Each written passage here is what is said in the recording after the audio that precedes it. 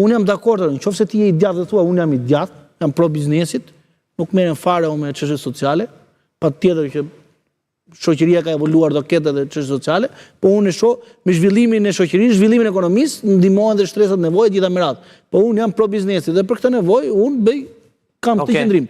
Po të bësh si, domethënë i përvuajtur dhe i përmalluar për pensionistë, për shtresat nevojë, që nuk takojnë ty fundja. Okej, dhe të paguash 6 milion. Të paguash 6 milion, kjo nuk është kontrast i madh që PD do ta vuaj në këto zgjedhje, në kundërshtrimin tuaj? Shiko, ke 3 ditë që bën fushat.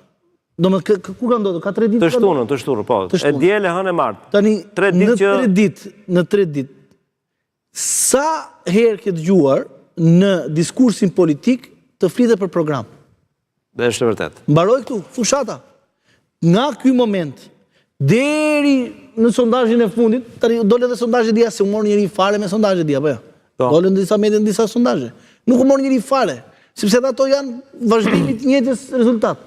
Tani me dal kjo, po merren vetëm me këtë. Deri të dielën, deri të hënën tjetër, në mos ndodh diçka tjetër është kjo temë. Ai zotria e hap diskutimin në 6 mëngjesit edhe thotë çau bëm edhe 6 milionë që kuj tjetër çau bën. Atë punë ka ai, e kupton? Ai llogarisë jep. Edhe Basha kishte filluar 7,6 milionë euro. Po tema nuk është më 313 7,7. 6 milionë euro. Se Basha ka një drejtore. Sa ne ishim mirë me Amerikën, ju prishët, jepni edhe lek tani. Ato lek dia jepni PD-s. Qofse i kishin. Arjan, para se të kalojmë edhe pak te Basha më vonë, po Rama sot është në një farë mënyrë i është kthyer në favor kjo lëvizje e PD-s apo është ai me sikletin e vet për shkak të një raporti ose për shkak të një vizite të munguar në SBA? Po Rama është ke traktati i Varshavës, është ke kleringu. Rama përdor Shqipërinë për të bërë tregti. Pra jemi tek diplomacia me copza Shqipërie, nuk është se ka ndonjë ndryshim të madh. Janë një njëjti model. Thjesht Rama përpiqet që ta fsheh gjithmonë të keqen e tij me stilistik. E dini çfarë, Rama mua më përngjason shumë me atë pikturën e bukur të Dorian Gray.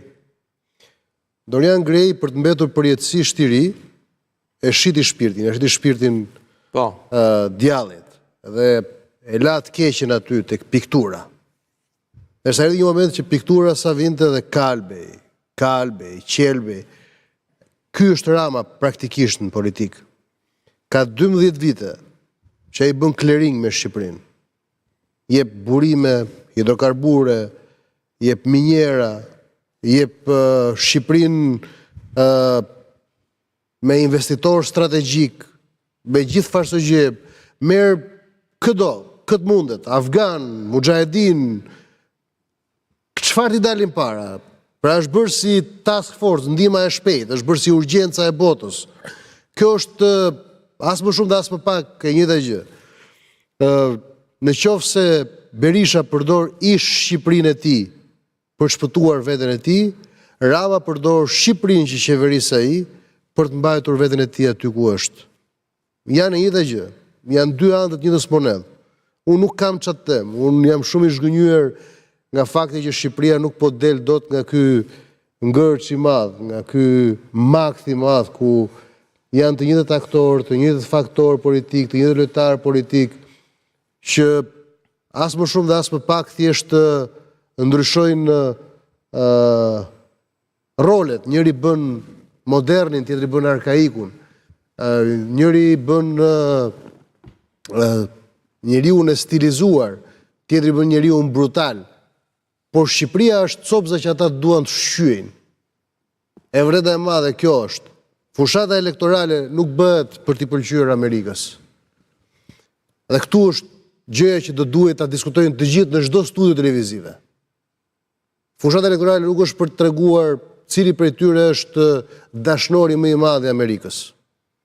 Sepse ata mund të jenë dashnor të Amerikës, por po e përdorin Shqipërinë si shërbëtoren e tyre, cilën sa herë të munden ja mshojnë. Nuk ka asnjë lloj dallimi këtu. Asnjëri prej tyre në modelin politik. Nuk ka absolutisht asnjë lloj diferencë përveç moshës që kanë me njëri tjetrin Dhe përveç faktit që Sali Berisha nuk përdor as syze optike, ndërsa Rama i përdor gjitha llojet e syzeve.